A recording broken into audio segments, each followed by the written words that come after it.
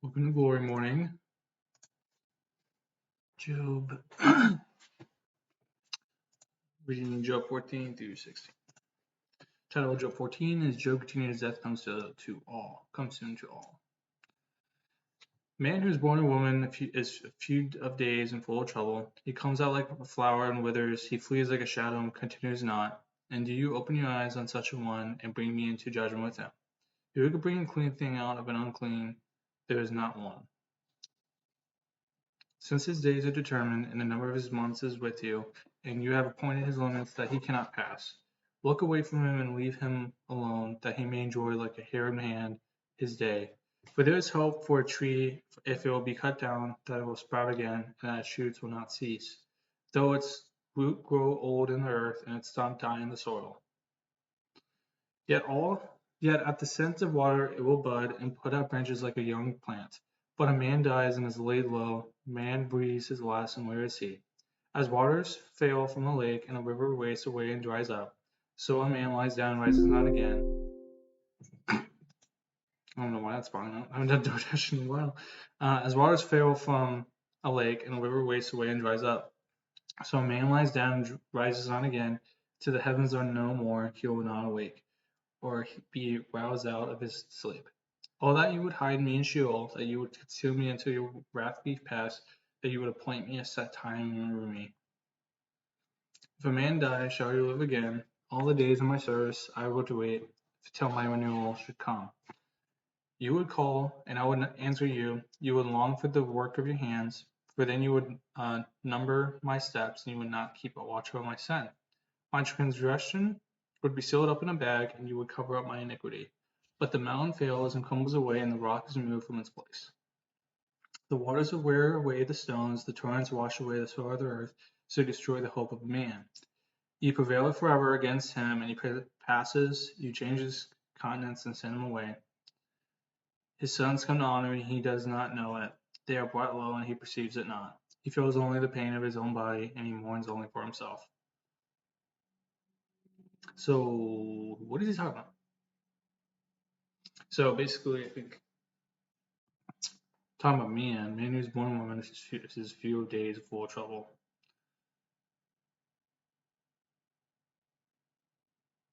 And this whole passage is about man. So man lies down, rises not again, till the heavens are no more. He will not awake or be roused out of his sleep. What are heavens?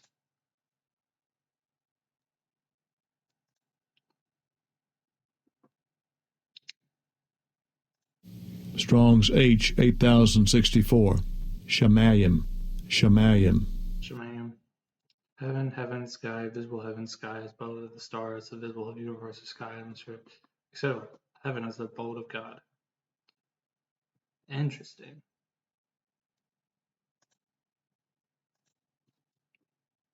So, yeah, it's Job 14. Let's go to Job 15.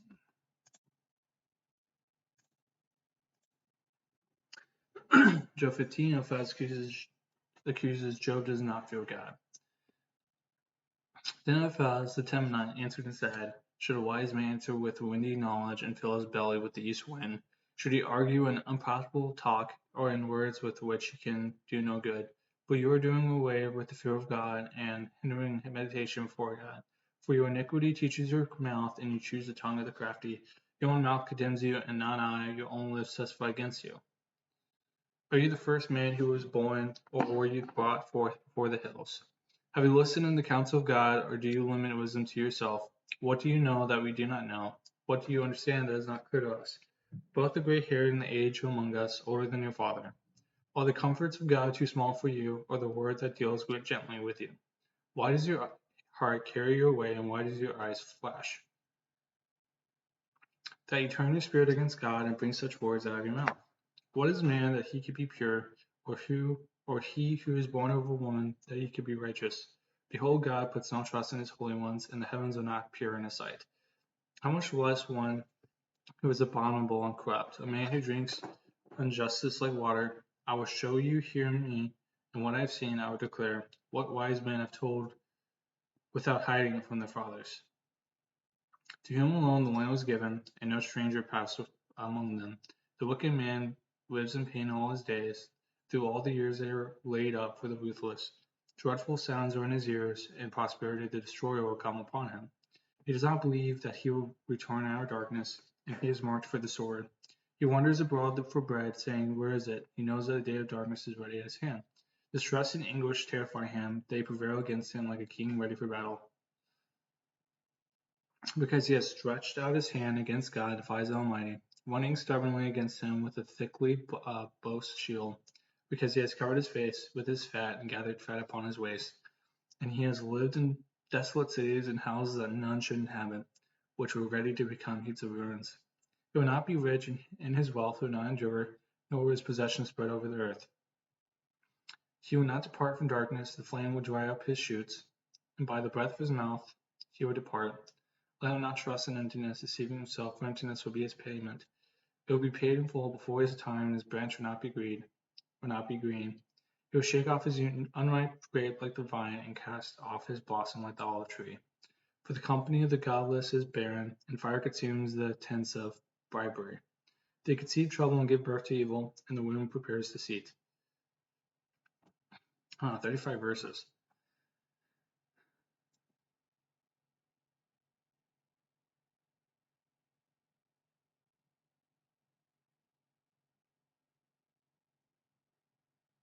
Yeah, basically accuses Job of being,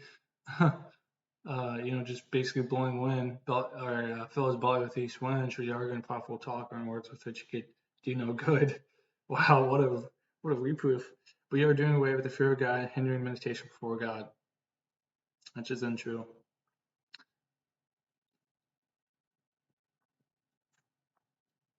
Yeah, it's like Eliphaz thinks he's like self-righteous and basically accusing Job of that he doesn't fear God, basically. Strip 6. Job replies, "Miserable comforters are you." Yeah. Strip 16. Then Job answered and said, "I have heard many such things. Miserable comforters are you all. Shall windy words have an end? Oh, what provokes you that you answer? I also could speak as you do. If you were in my place, I could join words together against you and shake my head at you. I could strengthen you with my mouth, and the solace of my lips would assuage you. If I speak, my pain is not assuaged, and if I forbear, how much if it leaves me? Surely now God has worn me out. He has made desolate all my company. He has shriveled me up, which is a witness against me, and my leanness has risen up against me. It testifies to my face. He has torn me in his wrath and hated me. He has gnashed his teeth at me. My adversary sharpens his eyes against me. Men have gaped at me with their mouth. They have struck me insolently on the cheek. They have massed themselves together against me. God gives me up to the ungodly and cast me into the hands of the wicked. I was at ease, and he broke me apart. He seized me by the neck and dashed me to pieces. He set me up as his target.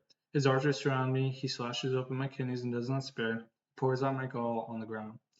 He breaks me with breach upon breach. He runs upon me like a warrior. I've scooped sackcloth upon my skin and have laid my strength in the dust. My face is red with weeping, and on my eyelids is deep darkness. Although there is no violence in my hands, and my prayer is pure, O earth, cover not my blood, let my cry find no resting place. Even now, behold my witnesses in heaven, and he who testifies for me is on high. My friends scorn me, my eye pours out tears to God, that he would argue in the case of a man with God, as the son of man does with his neighbor. For when a few years have come, I shall go the way from which I shall not return. Nice. Yeah. I feel like you kind of can read Job and just kind of get in this rhythm of not really wanting to understand more or caring. I think, or like just kind of like in the beat of it all. Like, and when you read Genesis 1 through 11, I feel like it's a totally different feeling than Job, because it's like it's historical history versus literary, literally, literature poetry. So I think when you read this, it's just easy to just read the words. But I think the summary of this is that Job thinks that his friends are miserable comforters because They're there to comfort him, and really they're just accusing him of sinning or being unrighteous. Or when Job's like, I haven't done anything wrong, and and God would even agree with him. And thankfully, at the end of this all, our accuser is God with our sin. And although we are kind of we're going to go because of our sin to go to hell, because of Jesus, we are saved and taken out of that. And now, our friends,